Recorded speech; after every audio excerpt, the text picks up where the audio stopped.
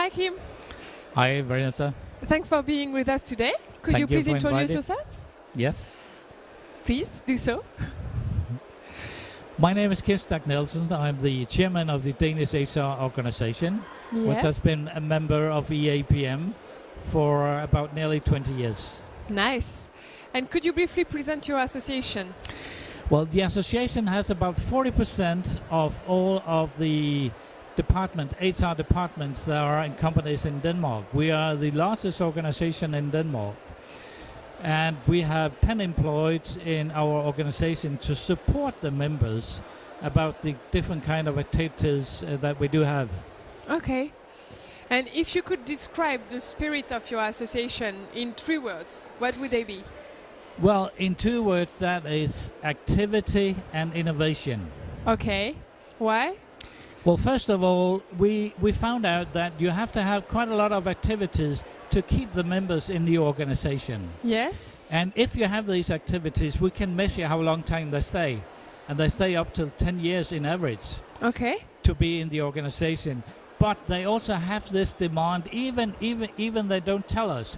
But we do a survey every 3 or 4 years where we can see which kind of demands they actually have to be a part of the organization and to continue. And that is also the way I'm talking about innovation. Because innovation is probably, and particularly in the time now, which is a very wicked world, that you have to have a focus about how can you create a platform where your members find it interesting to be a part of the organization, and how can you support the work they're doing in their own organization, which means that it benefits not only the organization that they're a member, but also benefits the member about the knowledge and the activities that the organization brings to them. And what kind of activities do you carry out? The funny thing is we also measured that. And there are 3 things that I'm very, very pleased about in our organization. First of all, our dialogue group. Mm-hmm. We have 15 dialogue groups around in Denmark. And the funny thing, 2 of these is actually digital, which means that they meet on the internet. Okay. And have a dialogue. But the other one is physical, where they meet about 5 to 6 times per year. Okay. And they have about 30 members in each of these groups. And they discuss highly what's going on HR. They choose the targets and the agenda themselves. Another thing which they're very pleased about is actually our magazine. We have 4 different kind of HR magazines, and it's total delivered 14 times in print to every member. And they really love this because these articles is focused on 2 things. Value articles for HR, which is normally not based on what I think or what I thought, but based on real facts, good cases from companies as well. And the other thing is HR tools. We deliver quite a lot of tools through the magazines, but also through the internet, which they can use in their own organization free of charge when they are a member. Okay. The last thing they actually prioritize quite high is that we have a sort of service where you can phone or mail up the organization, where we have our own lawyer and our own HR expert and our own psychologist. As part of the 10 people you've mentioned? That's true, yeah. Okay.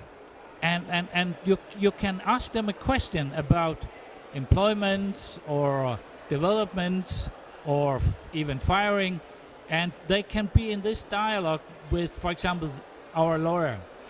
And she is actually number 3 on the list of the most important things to be a member of our organization. Okay. And in a more general way, do you think that the field of HR in your country has a strong role? Well, the funny thing is Denmark is actually a country with quite a lot of small companies. Mm-hmm. And you don't normally find HR people in the small companies. Mm-hmm. You have to have a size in Denmark for about 200, 250 before you find the first real HR person. It could be a HR consultant, internal, or an HR manager. Mm-hmm. So we have only about 2,500 HR departments in Denmark, but in totally there is probably about 20,000 people who's working with HR, internal and external. Okay. And the funny thing is, the way that Denmark is actually working, it's some way you could say quite easy job for HR, because people in Denmark, it used to take care of their own job. They get quite a lot of responsibility. They get quite a lot of freedom, which means that they have the possibility of doing a very good job, and they take on this responsibility. So in some way, HR is there to support the middle managers and to have the dialogue about what the strategy and the target for the organization are. And for example, hiring, the Danish HR is only involved in about 32% of the part of the hiring. The rest of is at the middle manager's table. Okay, very specialty. Very specific to your country. Okay, but if we talk about HR professionals, what are the do you have example of issues that these people are confronted with? Yeah, well, I would say if we look back to the time up till we had the finance crisis in 2008, it was in some way a good job to be in HR, but it actually changed during the finance crisis. Denmark is a country which is actually quite open-minded, which means that we have quite a big focus on what we call soft skills. But the focus on performance was not at the right level, and that changed during the finance crisis. So what you see today is that HR have two specific focus. One thing is that the organization is performing, and every individual in the organization do perform as they actually had the dialogue with the middle manager as well. The other one is that we're trying to keep as informal the sort of informal way of speaking to our members and to the people in the organization.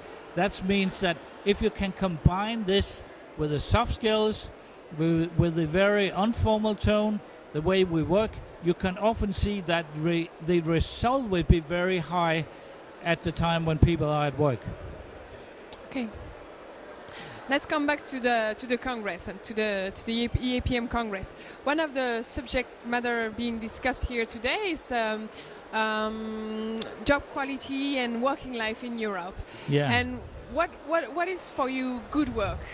And what are the level of actions to improve job quality? Yeah. Well, when I looked and I heard the speech from the woman from Eurofound, that is that freedom in your work is actually one of the biggest things that challenge people and which also make them perform better. But in this kind of freedom that can be in your job, that means that you are in a position where you are in a dialogue. So you don't choose just for yourself, but you are in dialogue with with the middle manager and your colleagues about the way we should do the job and what the target is. But when you do go back to work with these targets, you often see that this freedom gives you the freedom to come and work when you want to. And normally you would even finish your job earlier, as you actually mentioned to your boss when you would be doing the job. So one thing is very important. Don't be afraid of loosening the grip on the employees, because what you will see is that you'll get people, they'll be more performant and they'll be more integrated in the job, and they will challenge themselves much more as if you're just going around control them each day. Okay. Thank you very much. Thank you for your participation. You're welcome. And have a good time in Paris.